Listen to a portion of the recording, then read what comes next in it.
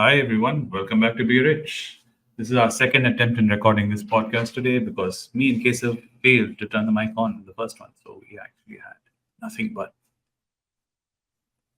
happening. Then Keshav's like, after the recording, we were very successful. After 20 minutes, and we were like celebrating another successful recording. And Keshav's like, Sir, we have no audio. Keshav's not good at lip reading, so we can do a voiceover.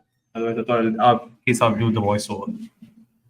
Anyway, before I get into the day, I wanted to talk about a couple of things before I get into the main topic of the day, which is a lot of you keep asking me on Instagram and other platforms when you reach out to me, Sir, I'm not able to save.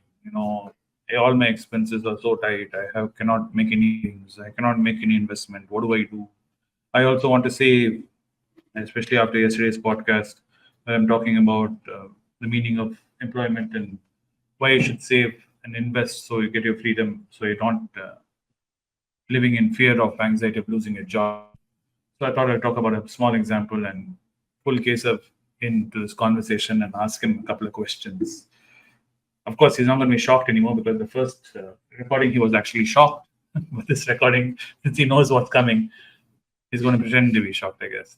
So anyway, let me share this first. Okay, Keshav. What's the first thing you do in the morning, man? What's the first meal you have?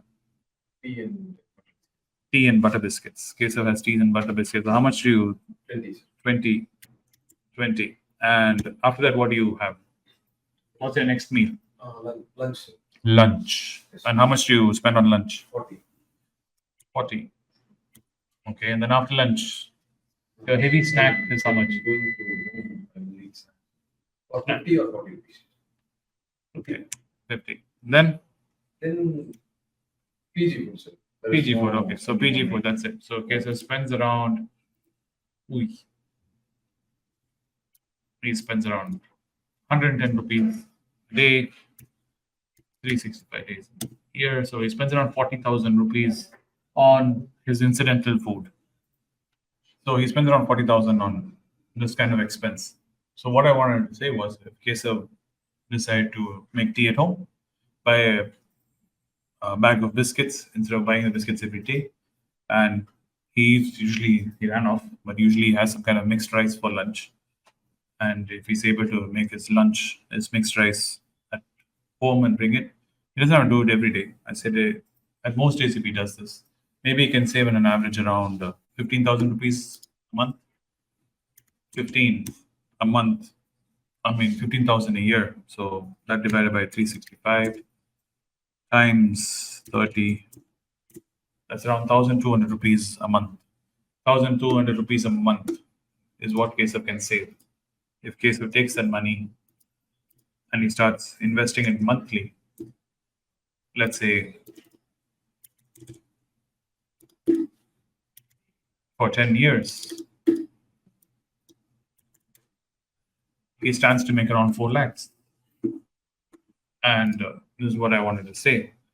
And some of my boys spend more than 1,000, they can save more than 1,200 rupees because they spend more than that.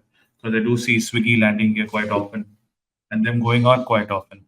So in an average, if you are able to save 2,000, you don't have to eat all your meals from home. I do understand you need to eat some of it because convenience needs to be there. But you can definitely shave here and there, and those shavings can become savings, is what I was trying to say. That's the essence of what I was trying to tell Keshav, that you can put some money into your savings. You can invest. It's not an impossible thing. Like I was saying, convenience. But the problem is most of us take convenience over investing. Why Keshav? I wouldn't say Keshav is lazy. It's just that he finds it very cumbersome to do it in the morning. So he rather take the convenient route out. And this kind of constant taking convenience is why we have obesity, we have overweight problems, why we have epidemic in being overweight, and even our rise in consumption of alcohol and cigarettes is also the same thing because we take convenience. We don't want to take the harder route. So that's what I'm just trying to say. That there are means and methods to save. And I want to tell you guys this. whomsoever has been asking me on Instagram and other mediums. If you really analyze and see, if you give up some of your conveniences, you can save. And you start putting a little aside, before you know it, you have amassed enough. And that's how you get yourself in a very secure position, such that even your job is not something which is a want anymore. It's just something which you do and doesn't have to take your mental health apart. That being said, what did I want to talk today? What is Mandela Effect? Mandela Effect is a phenomenon where a large group of people remember something in a way that differs from how it actually occurred. And why is it called Mandela Effect? Because it's named after Nelson Mandela. Because incorrectly, a huge group of people still in this world believe that he died in the jail in 1980s, that he was never released. But we do know he was released in 1990 and he became the president. And he died in 2013. And this collective misremembering has led to many conspiracy theories and ranging from alternate realities to cognitive distortions. And there's other popular examples which we can get into. Like people believe the Americans did not land on the moon. There's still a huge segment of our society which believe the world is flat. And if I get into it, there's lots of it happening nowadays because it seems to be the currency going nowadays. This kind of misdirecting people into making them believe in something which actually it's not true or it did not happen. On both sides, I wouldn't say the right is using it or the left is using it. And I really don't want to get into politics. And this platform is not meant for that. I'm only here talking about investment and self improvement. But this is what Mandela Effect is.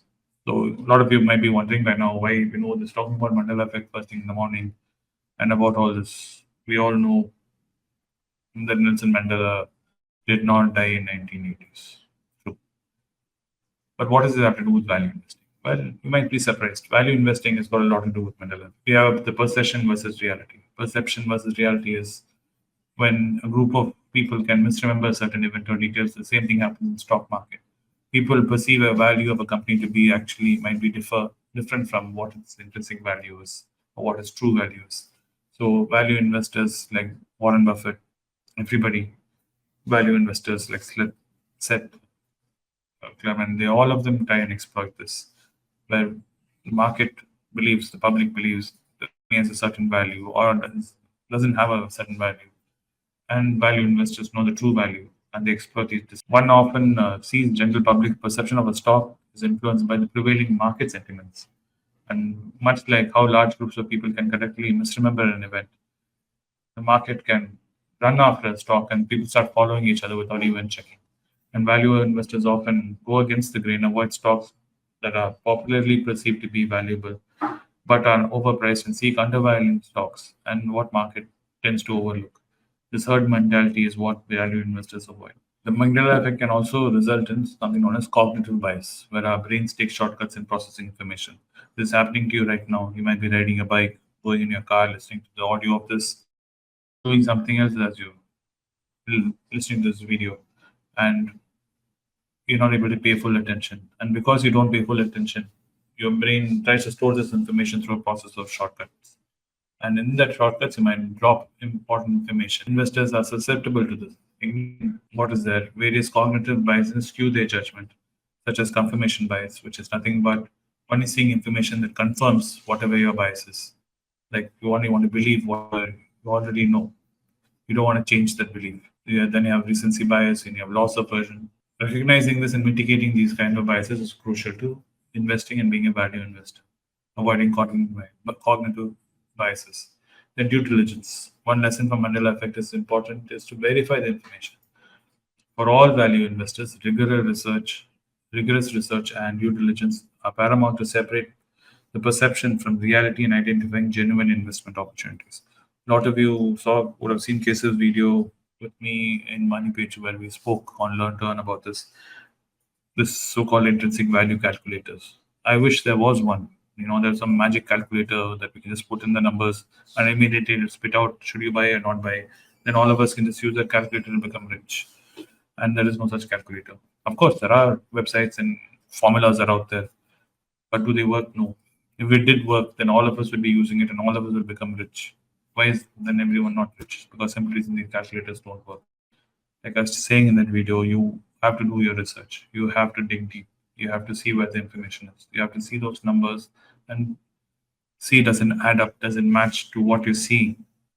And that's what Anand is very good at. Why does Anand say all the things he says, which I've spoken in that video in great length about, is because Anand's been doing this kind of research from a very young age.